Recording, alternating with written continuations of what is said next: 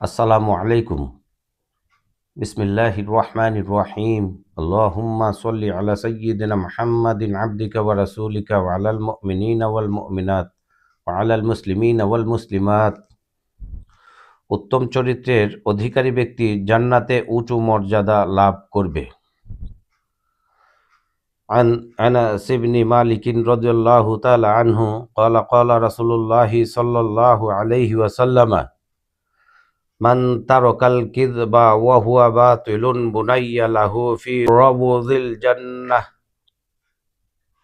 ওয়া মান তারাকাল মিরআ ওয়া হুয়া মুহিক্কুন বুনাইয়া লাহু ফি ওয়াসতিহা ওয়া মান হাসানা খুলুকা বুনাইয়া লাহু ফি আ'লাহা। অর্থাৎ হযরত আনাস ইবনে মালিক রাদিয়াল্লাহু তাআলা আনহু বলেন, রাসূলুল্লাহ সাল্লাল্লাহু আলাইহি ওয়াসাল্লাম ইরশাদ করেছেন, যে ব্যক্তি মিথ্যা পরিত্যাগ করে তার জন্য জান্নাতে এক প্রান্তে প্রাসাদ তৈরি করা হবে, এবং যে ব্যক্তি ন্যায়ের উপর থেকে ঝগড়াঝাটি পরিহার করে তার জন্য জান্নাতের মধ্যস্থলে প্রাসাদ তৈরি করা হবে। আর যে ব্যক্তি নিজের চরিত্রকে উত্তমভাবে গড়ে তোলে তার জন্য জান্নাতের সর্বোচ্চ স্থানে প্রাসাদ তৈরি করা হবে। সুবহানাল্লাহ। হাদিসের আলোকে উত্তম চরিত্রের বিশেষ কিছু ফজিলত। উত্তম চরিত্রের অধিকারী ব্যক্তি সর্বোত্তম ব্যক্তি। উত্তম চরিত্রের অধিকারী ব্যক্তি কামেল মুমিন ব্যক্তি। উত্তম চরিত্রের অধিকারী ব্যক্তি রাসূলুল্লাহ সাল্লাল্লাহু আলাইহি ওয়াসাল্লাম এর প্রিয় ব্যক্তি। উত্তম চরিত্রের অধিকারী ব্যক্তি সর্বদা নফল নামাজের সওয়াব পায়।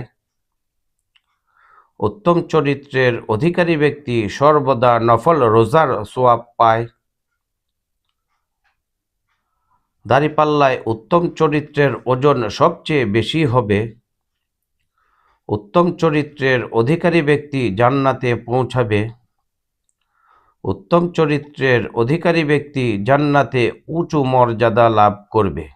আলহামদুলিল্লাহ। প্রিয় মুসলিম মা বাবা ভাই ও বন্ধুগণ, আল্লাহ পাক রব্বুল আলামিন হুজুর পাক সাল্লাল্লাহু আলাইহি ওয়াসাল্লামকে আমাদের জন্য মডেল স্বরূপ জমিনের বুকে পাঠিয়েছেন।